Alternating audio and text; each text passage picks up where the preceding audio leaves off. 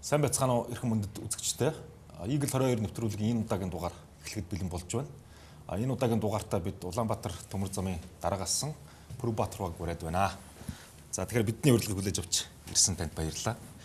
За тэгэхээр юуны өмнө одоо энэ хэвлэл мэдээллээр одоо шуугаад байгаа одоо тийм мэдээллүүд байгаа. Одоо ийм их өндөр үнэтэй байшин авснал гэн тэрийг буцааж өгснөл гэн энэ талаар та нэг тайлбар хийх үү те. Яг энэ яриа бол нийгмийн одоо тийм хар PR маягийн ярианаас л үүдэлтэй ярианууд байгаа юм. Тэгээ Улаанбаатар төмөр зам хамтарсан үйлдвэрийн дарга албаны одоо байранд суудаг. Энэ байрандаа л би сууж байгаа. Тэгээ энэ байрыг төмөр замын үйл ажиллагааг хэвэн явуулж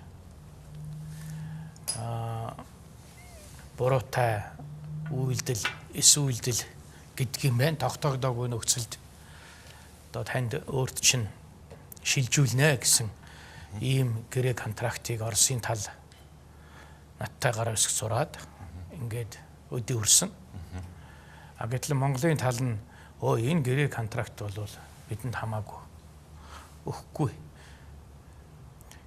Тэгвэл энэ асуудлаа Оросуудтайгаа та нар шийдээ, надтай шийдээд хэрэггүй гэсэн чил одоо шүүх хуулийн байгууллагаар явж л авдаг юм байна. Тэгээ энэ асуудлыг Оросын талдаа би эцсийн шийдвэрийн танилцуулнаа. Ер нь Улаанбаатар төмөр зам даргатай ингээд удирдах зөвлөмж гэдэг юм уу ерөнхий хорон одоо гэрээ байгуулж ийм байраар хангадаг тийм жишг байгаа юу те? Тий, тийм л жишгтэй. Ер нь бид нар ч одоо би төмөр замын дансанд 111 тэрбум төгрөг 23 дансанд үлдээчээд эннээс одоо шагнал хувь хүрдэнэ гэж мөнгөн шагнал урамшлын тухай ярьдгүй. Тий. За төмөр замчдынхаа цалинг одоо жил болгон 36 тэрбумд мар ингээд нэмэгдүүлчлээ. Одоо би ч гэсэн бас нэг шагнал урамшуул авнаа гэж ингэж ярьдгүй. За орон сууцаа одоо нөхөн олгуур гэдэг юм уу шагнал урамшуулдаа авъя л гэсэн ийм л тохироогоор ажил төрөлдөө зөвтгдөг юм л та. Үеийн төмөр замын дарга нар шүү. Тий. Би ч одоо 4 дахь төмөр замын дарга байгаа бах. Тэгвэл яг энэ чинь туузан гүйцэтгэх сэргэлж байгаа байгуулж байгаа л одоо урамшуулгын гэрээ контракт. Тэгээ энэ гэрээ контрактын үүргээ Оросууд нь биелүүлэх гээд байдаг. Монголчууд нь үгүй гээд байдаг. Ийм хамтарсан үйлдвэр дээр гардаг нэг тийм Орос Монголын хооронд үл ойлголцох ийм байдлууд газар авсав. Энэ бол би нууж хаахгүй тий. Энэ талаар Оросын тал байр суурь илэрхийлсэн байгаа юу? Оросын талд бол байр сууриа илэрхийлж байсан. Гэрээ контрактаараа л явах ёстой. Ер нь энэ асуудлыг яагаад Монголын одоо хууль шүүхийн байгууллагаар шийдэх гээд байгаа. Ямар гэж одоо улс төр хил амтай улс хүмүүс байна вэ л гэж л яригдж байна лээ тий. Тэгээ энэ асуудлыг бол тэр ном журмынхаа дагуу явах хэрэгтэй тий. Ямар идэж ууссан, завшсан хөрөнгө мөнгөд ийм над байгаа биш. Тэгвэл бид ч өдөр энд ийм яриад сууж явахгүй шүү дээ тий. Тэгэхээр та түрүү ярьл Улаанбаатар төмөр замын ажиллагчдын тухай дурдлаа л да. Тэгэхээр Улаанбаатар төмөр замд одоо хичнээн төмөр замч ажиллаж байна те хэдэн хүн ажиллаж байна. Ер нь Улаанбаатар төмөр замын эдийн засгт оруулж байгаа хувь нэмэр нь одоо яаж хэмжиж болж байна те? За Улаанбаатар төмөр зам бол хамтарсан үйлдвэр. Ер нь Монгол улсад 15,000 гаруй ажлын байрыг бий болгож за энэ салбарт ажиллаж байгаа хүмүүсийг бол нэлээд одоо харьцангуй өндөр цалингаар цалинжуулах ийм одоо чадвартай юм байгуулга болсон. Тэгвэл бас цалингийн хэмжээ 2 дахин бага байгаад байгаа шалтгаан нь бол одоо ажиллагчдын тоо бас энэ төмөр замынхаа хэмжээндээ таарсан тооноос 2 дахин их гэсэн ийм одоо харьцаанууд байдаг л да. Тэгээд энэ харьцааг бол Монголын одоо үеийн удирдлагууд нь ямар бодлогоор авч явах вэ гэдгээ ажлын байр нь илүү байх уу, цалингийн одоо хэмжээ нь их байх уу. За энэ байгууллагын одоо үр дүн ямар болоод ирсэн үед энэ төмөр замын байгууллага тэр нийгмийн бодлогоо цалингийн бодлогоо өөрчлөх үү гэдгийг бол маш одоо нухацтай бодож шийдэг л ийм л байгууллага тий. Энэгээрээ бас төмөр зам гадаад дутууд ажилчдын харьцаа нь одоо буучин чинь намайг баг байхад Орос мэрэгчлэлтүүд их байсан тий.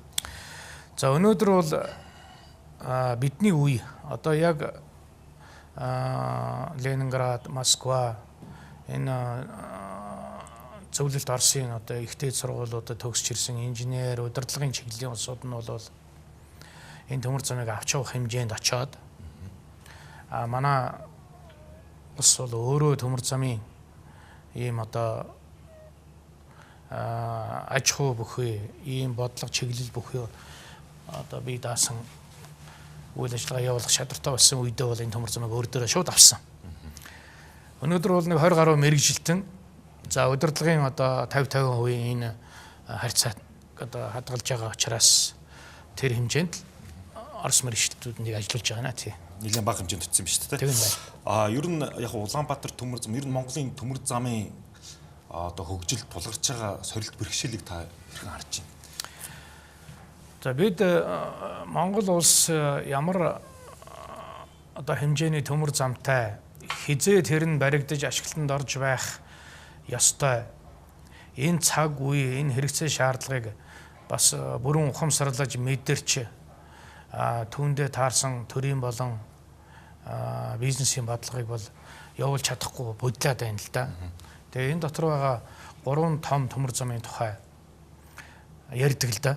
Монголын төмөр зам бол нэг хэсэг одоо бид нар хөндлөн төмөр замтай байх хэвээр. Хөндлөн тэнглэгээр тийм. Хөндлөн тэнглэгээр барих хэвээр. Яагаад хөндлөн тэнглэгээр гэж ярьж байгааг бол одоо байгаа Улаанбаатар төмөр замаа бид нар босоо тэнглэгээр байгаа төмөр зам гэж томьёолж байгаа. За бас уул уурхай хөгжсөнтэй холбогдуулж тусгайлан урагшаа одоо хилийн гарц руу, далайн гарц руу бас төмөр замаа барьж хөгжүүлэх ёстой гэдэг. Ингээд 2-3 ийм чиглэл хөгжлийн бодлогыг төрийн хэмжээнд тодорхойллоо, хувь компани одоо оролцоотойгоор тодорхойлцсон байгаа тий. Тэгээ энэ дотроос бид нар хамгийн эхлээд гол зам буюу энэ дан шугам байгаа. Энэ шугамаа яах вэ гэдгээ бас шийдэх ёстой. Тэгээ энэ бол яхахгүй энэ аж ахуйг эрхлэн явуулж байгаа Улаанбаатар төмөр замыг яах вэ гэдэгтэй л холбоотой. Тэгээ энэ хамтарсан үйлдвэр хэлбэрээр ингээд тодорхой хугацаанд цаашид ингээд яваад ах юм уу? Үүнд нь одоо төр засаг оролцоод өмчлөөд эзэмшээд байх ёстой юм уу? Эсвэл бүрэн одоо компани засаглал руу шилжээд за хамтарсан үйлдвэрийн хэлбэрч байж компани засаглалаар явахгүй байгаа юм уу? Одоо компани засаглалаар явахгүй байгаа шалтгаан юу гэвэл энэ төмөр замын Орос Монголын засгийн газрын эзэмшиж байгаа 50% хувьцааны Оросын тал нь бол засгийн газар нь шийдээд ерөөсөө энэ 50% хувьцааны удирдлагыг Оросын төмөр замууд нээлттэй хувьцаат нийгэмлэг буюу энэ корпорацид шилжүүлсэн. Өөрөөр хэлбэл Оросын талын 50% бол Оросын төмөр замууд гэдэг одоо мэрэгжлийн гэдэг юм уу ийм том бизнесийн байгууллага одоо удирдах байгаа. Менежментийн одоо удирдлагыг хэрэгжүүлж байгаа. Монголын талын 50% нь болохоор зэрэг одоо зам тээврийн яаман дээр байгаа. Төрийн захиргааны төв байгууллага гэдэг үлээ те. Нэг 100 түнтэй ийм байгууллага одоо удирдах хэрэгжүүлж байгаа. Ийм харагдаж байгаа тий. За төрийн өмчийн оролцоо байна уугүй юу? Тэрнээс үл хамааран ийм одоо төрийн захиргааны байгууллага нөгөө талын. Тэгэхээр энэ байгууллагыг удирдах байгаа энэ хэлбэр бол нэлээд одоо холион бантан мэрэгжлийн одоо төрийн бас бизнесийн үйл ажиллагаа, тээврийн үйл ажиллагаа. За тэг хамгийн гол юм нь орхитод байгаа юм бол энэ бол бас замын байгууллага юм байна. Энийг бол эхэлж тээврийн байгууллага гэж хэзээж тодорхойлж болохгүй. Энэ бол замын дараагаар удирдуулсан замын дараагаар шүү. Тий. Удирдуулсан ийм инженерийн байгууламж. Тэгээ энэ утгаар нь хөгжүүлэх ёстой. Энэ утгаар нь бэхжүүлэх ёстой. Энэ утгаар нь одоо найдвартай болох ёстой байтал одоогийн өнөөгийн удирдлагууд нь шал эсрэг юм хийгээд за тэрнээс нь болж Монгол улс шохирж байна. Төмөр замаар үйлчлүүлж байгаа манай компаниуд ч одоо маш хохирж байна. Цаг хугацааны хувьд, мөнгө хөрөнгийн хувьд за бизнес нь бүр явах байсан. Энэ бол тий. Одоо энэ тээврийг чинь ашиглаж экспорт, импорт, худалдаа, бизнесээ одоо хөгжүүлж, урагшлуулж байгаа компаниуд бол бүр хүнд байдалд орсон байгаа. Энэ бол 2019 оноос бүр мэдрэгдэнэ. Энэ яаж одоо тэр зам харгуу маань илгээрээ хэвтэх үү? Яаж түүнээсээ болж тээвэр, логистик, үйл ажиллагаа, за дээр нь тэгээд Монгол улсын эдийн засагт ямар одоо хортой нөлөө үзүүлэх үү гэдгийг бол бид бол урьдчилж харж чадна. Энийг бол бүр тав баримтаарч харж чадна. Болж байгаа үйл явдлаар нь баталж чадна. Одоо энэ ачаа тээврийн эргэлт гэх юм одоо энэ утгаар нь ярих юм бол дотоод ачаа тээвэр, гадаад ачаа тээвэр, транзит гэх юм уу? Энэ хоёрын харьцаа нь юу юм ярих вэ? Ер нь дан шугам бол одоо ачигт үеийн коэффициент гэдэг юм уу 0.8% тал байдаг л да. Үлдсэн тэр 20% даа бол энэ зам одоо арчлагдаж тэ одоо байх ёстой. Тэгэхээр үнэхээр одоо 20 сая тонны тээх нэвтрүүлэг хөтөн чадaltaй байвал түүний 80%-аар нь яг ажлыг хийгээд 20% нь одоо бас эргээгээд энэ дан шугамаа арчлах тордоход ашиглах хэрэгтэй. Тэгэхээр тэхгүйгээр 17.8 сая тонн тээгээд энийг одоо хурдан шуурхай үр ашигтай байлгахын оронд 20-25 сая тонн тээн гэж ингэж тоо гаргаж ирээд за тэгээд тэр өсгсөн тэр тоо хэмжээгээр гадны одоо Оросын ч бай хятадын байгууллагуудын транзит ачааг ашиг сонирхол бас ороод байгаа ш тэнд чинь татаж авчираад явуулаад ингээд асар их ашиг орлого олно гэвэл худлаа. Яг гэвэл одооны энэ транзитын хилцээр чинь Оросоор дамжсан ч хөнгөлтэй, Монголоор дамжсан ч хөнгөлтэй харилцсан. Тийм учраас энэ тээврийг хийх тусам хөнгөлтийг эдэлнэ. Хөнгөлтийг эдэлсэн одоо тал нь хожиж, хөнгөлтийг үзүүлсэн тал нь хожигдож байдаг л ийм л зүй тогтолтой. Манайх тэгэхээр бол ачаалаа хэтрүүлж үзүүлж тэгээд дээрэс нь илэгдэл хорогдолч гэдэг юм уу? Тэр нь бүр замбраагаа алдлаа. Тий, тэр нь байхгүй тий. За ачаагаа хэтрүүлж энэ транзит ачаагаа хэтрүүлснээс болж манай Монголын ачаа илгээгч нар бүрэн хохирж гүйтсэн. $2000 ирж очих хэвээр контейнер одоо альч улс орноос бай. Японоос ч бай. $6000 ирж шít. Үүний хэрэглээр $2000 нь тээврийн хөлс. $2000 нь тэр дамжин өнгөрч байгаа тэр бомб, терминал, шилжүүлж ачиж байгаа байгууламж юу ч байдгийг. Энэ төлбөр нь тий. $2000 нь цэвэр эрсдэл, торгуул, контейнер буцаж ирээгүй хүлээгдсэний одоо төлбөр. За ингээд өөрөөр хэлбэл тээвэр логистикийн энэ одоо шуурхай бос байдал чинь ийм их одоо төлбөр тооцоон дээр унгаана. Гэхдээ дээр нь бас 2 сарын дотор ачаа нэргээд худалдаа нэрэгдэг компаниуд одоо 3 сард одоо эргэж ийн гэж. Контейнер нь одоо эргэж буцаад ачаагаа эргээд өөрөөр ачааны эрэхтэй 3 сар болж ийн гэж. 1 сар биш. Энийг юу яаж шийдүүлэх вэ? Тэгээ эн чинь одоо энэ барааны үн өртгөн шууд тэгж байгаа. нэмэгдэж байгаа тий. Одоо энийг бодож төмөр замын ажиллагааг цомхон, шуурхай, хүнд сурталгүй бүр хээл ахуулгүй ийм болох ёстой удирдлага, ийм байлгах ёстой зам тээвэр энэ одоо төрийн захиргааны байгууллага энийг бол ерөөсөө бүр хараа хяналтаас алдсан. Энэ удирдлага менежментийг бүр хийх энэ одоо урд чадвар юм байхгүй болсон. За одоо ингээд төмөр замыг одоо ингээд авч яваа удирдлагууд нь өөрсдийн дураар авирлаад Монгол улсын ачаа 70, 80, 90% одоо дээр нь бас түргэн шуурхай, хүнд сурталгүй байх ёстой тэр шин чанараа алдсан. Гэхдээ тийм байхад дээрээс нь транзит ачаа явуулж ингэж энэ дан шугамаа бөглөж явах ямар хэрэгтэй. За энэ дан шугамыг юугаар бөглөж яана гэвэл дамжин өнгөрч байгаа, ачих гэж байгаа, буулгах гэж байгаа, замын үүд орох гэж байгаа энэ ачаатай хоосон вагонуудаар бүр дүүргэ хайцсан.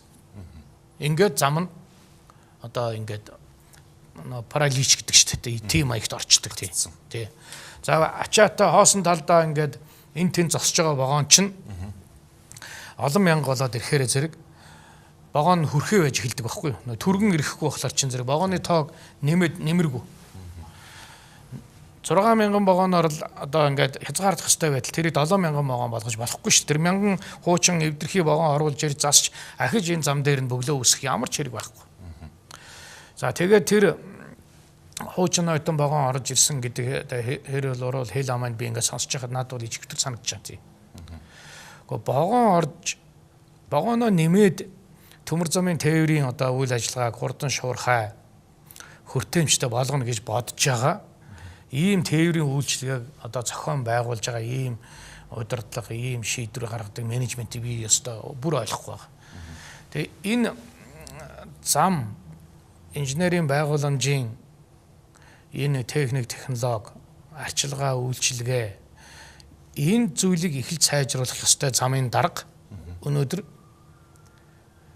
одоо жигшний магрыг дарга байгаа тийм. Гэхдээ бүр юу хийгээд байгаа юм бэ? Бөөн л тээврийн бизнес. Бөөн л одоо тээврийн үйлчилгээ. За тэгэл одоо юу гэдгийг ар өөрийн хаалга. Ийм одоо зүйлээр харуулсан. Тэгээ энийг бол би төр засгийн удирдлагыг бол одоо яг үнээс хойш анхаарахгүй бол би бүр хатуу хэлнэ. Гэхдээ энийг бол би төмөр замчдтай хэлнэ, үннийг хэлнэ. Ард түмэндээ бас. Тэгвэл ихсгэр бас нөгөө төмөр замын технологийн горим бас алдагдах тийм тал байна тийм. За бараг л яг л өөрөө бол томьёолж байна тий. Тэр саяхан одоо юу яасан? Айраг суманд, Дорногов аймгийн айраг суманд томоохон ослуулсан тий. Энэ ослуудаа яг юунаас болчих юу? Юунаас бол ийм ослол болчих вэ? Энэ талаар тий, энэ талаар төмөр замын инженерийн холбоо, нэгдсэн холбоо гэдэг энэ мэрэгжлийн одоо төрийн бус байгууллагуудын одоо байр суурийг бол би өшөө сонсоогүй байна. Зүгээр тэр дотор тэд нар юу гэж бодож ярьж явааг бол би одоохондоо асуугаагүй мэдээгүй байна тий. Зүгээр миний хувьд бол энэ төмөр замд би 34 жил ажиллаж байхдаа осол, аваар, сүрэл энэ үер ус бүгдийг үзсэн. Яагаад юунаас болоод гардгийг дараагийн үр дагавар нь юу гэдгийг бол би өөрийнх нь биеэр тоолж ирсэн хүн учраас энийг бол үер усны ямар ч юу биш. Асуудал биш. Төмөр зам бол энэ одоо бий болсон цагаас хойш үер усны аюулаас сэргийлэх маш нарийн зохион байгуулалттай. Тэр сэргийлэх тэр шуурхай удирдлага тэр үер уснаас сэргийлэх тэр цаг уурын одоо мэдээлэлс өсвөлээд бүр эцсээ хүртэл болвол яах вэ? Үер ус болно гэж бодож ажиллаа зохион байгуулдаг байхгүй. Болно урсна. За тэр үед осол авааргүй байхын тулд яадаг одоо ямар технологи аргаар зогсоодгүй гэдэг нь байгаа. Тэгэхээр зэрэг тэр үер усан дээр тэр галт тэргээ унгаач чинь гэдэг бол энэ бол ерөөсөө хариуцлага. За энэ зам байгууламж бол мууцсан мэдж байгаа. За энэ үер ус болно мэдж байгаа. За одоо яах ёстой гэдэг нь бол ингээд бүр тэр журам, дүрм, технологи дээр бичээстэй байгаа. Тэр удирдлагын тэр систем нь ажиллаагүй байхгүй да. Тэгээ яагаад ажиллаагүй юм бэ? Энэ манай төмөр замч одоо яагаад ингэ өөрийг хариуцлага би одоо яаж чадах вэ гэсэн чинь одоо яг ажилчид, замчид нэгдүгээрт асуудлыг бидэн дээр тохно. Удирдлага бол замчид руугаа тохно тий. Хоёрдугаарт нь бид энэ асуудал дээр ямар ч эрх мэдлгүй болж эхэлсэн гинэ. Яагаад гэсэн чинь бид нар одоо үер ус олноо. За одоо энэ галт тэрний хоногийн одоо тоог 10-аас доош байлгаа энэ намар энэ 100 гэж хэлэх эрхч байхгүй гэж замчт нь. Юу хоног төрөөс зүгээр хэдэн галт тэрэг хос галт тэрэг явуул гайл үүрэг буугаал. За тэрийг хэлэх юм бол ажилласаа усагдана. Тэгвэл ерөнхийдөө ийм алдар гарч ир гэж би ойлголоо л доо. Өөрөөр мэрэгжлийн инженерийн удирдлагын нөлөө байхгүй болоод илүүтэй улс төр захиргааны удирдлага нь хувийн сонирхолд хөтлөгдөж ийм буруу шийдвэр гаргаж байна гэдэг л. За яг л зөв том хэлж байна тий. За одоо төмөр замчдын санаа бодлыг одоо танаа телевизээр манай төр засгийн удирдлага их хурлын гишүүд асуугаарай.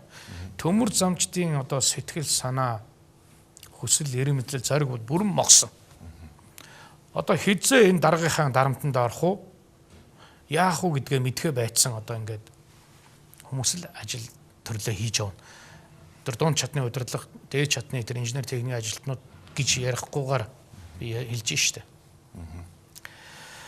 Тэгээ байдал бол тийм байна. За яг хөө бид энэ босоод тэнхлэгийг бол үеийн одоо төмөр замчид өөрсдийн одоо зангараг өөрсдийн одоо ур чадвар мэдлэгээрээ энэ одоогийн төмөр замаа авч явах ёстой юм үүрэгтэй гэдэг ингээд зүтгэж гин. Энэ цаг үеийн алдаа оноонуудыг бид нар даваад гарна тий.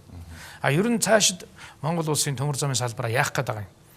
Одоо шинээр байрж өргөжүүлэх цаг үе нь болцсон юм уу, болоогүй юм уу?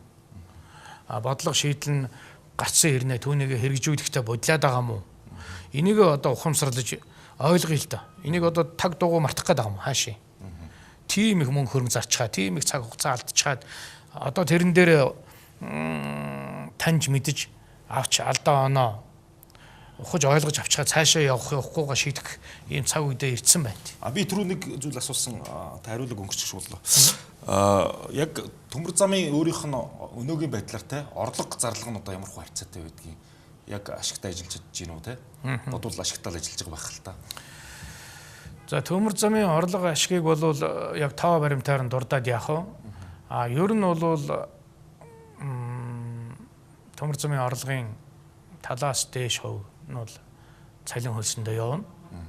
Энэ бол манай Монголын одоо хүн амд орж байгаа эдийн засаг эргэлт орлого гэж үзье.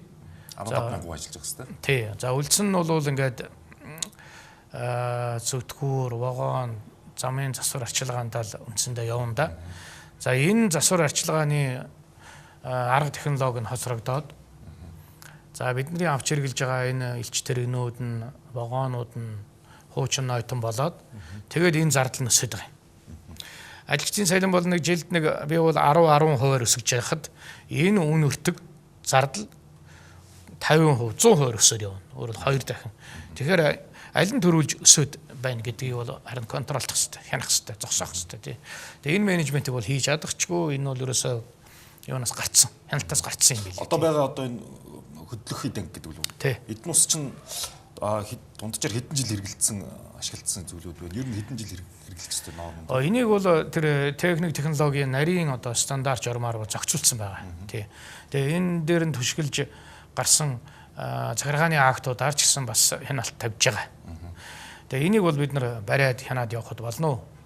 Хуучин нойтон зүтгүүрийг ашиглаж болно. Эдгээс нэг хэсэг нэг Америкаас зүтгүүр авчихсан тийм. Америкаас нэг Dash 1 2 гэл нэг зүтгүүр аваад ирсэн. Тэгээд энэ Америк юунууд Орос тоног төхөөрөмжөд хоорондын нэг уялдаа холбоо нь тий хоорондоо зохирч ажиллах нь одоо хэр байдаг юм бэ? За техник технологийн төвшөнд бол манай Улаанбаатар төмөр зам за түүн дээр ажиллаж байгаа инженер техникийн ажилтнуудын тэр төвшин бол нэг хоцроод зөрөөд байгаа юм бол байхгүй тий. Бид нарт бол одоо нэгдүгээр орлогч дарга байх үедээ би Америкийн зүтгүүр авчираад Dash 7 эднэсгээл ашиглаад монголчууд тэрийг арчлаад үйлчлээд тээвэртэй явуулаад найдвартай найдваргүйг нь мэднэ.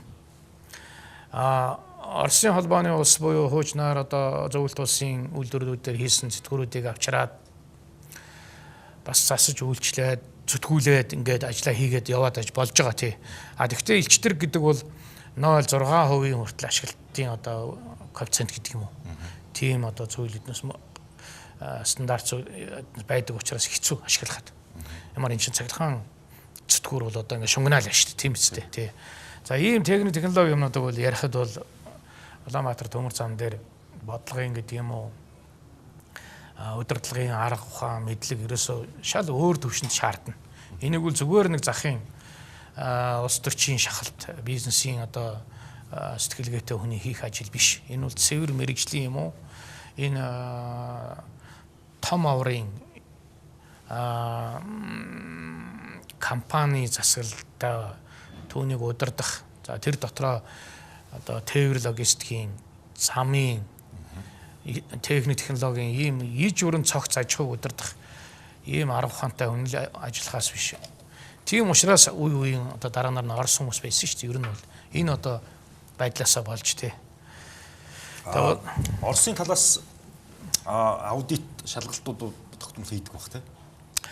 За бид нар Орос Монголын хамтарсан шалган байцаах комисс гэдэг ингээд санхүүгийн шалгалт юмнуудыг бол байнга хийн. За дээр нь олон улсын аудит гэдээ бас оруулна л да. За энэ хоёр шалгалтын үр дүндээ бидний энэ санхүү эдийн засаг үйлдвэр санхүүгийн төлөлгөө за дээр нь энэ салбарт орлого ашгаа одоо зохицурмаар нь байлгаж байгаагүй юу гэдгээ ингээд бас тэр мэдээлэл тайлан актаас нь хараад ингээ яваад байгаа. Тэгээ энд одоо актер алдаж онохгүй байх юмсан гэж ингэж явдаг тий. Энэ дээр алдаж онох юм бол бас энэ хариуцлагын асуудал гарч ирнэ шүү дээ. Энэ тийм мөнгө хөрөнгө завших алдаж өргөдөх ийм юм гарна тий. Энийг бол одоо машинаар ингэж зогсоож л явдаг байхгүй да. За бид хоёрын цаг маань үндсэндээ дуусч байна. Тэгэхээр үзэгчтэй энэ удаагийн одоо нэвтрүүлгээр бидэнд Улаанбаатар төмөр замын дарга асан Пүрэвбаатар руу ирж төмөр замын хөгжлийн тухай Улаанбаатар төмөр замын тулгымцсан асуудлуудын тухай сонирхолтой яриа өглөө. Тэгэхээр биднээсээ урилга хүлээж авч чадсан сонирхолтой яриа өгсөн танд баярлалаа. Таны одоо цаашдаа ажилд одоо амжилт хүсье. За баярлалаа. За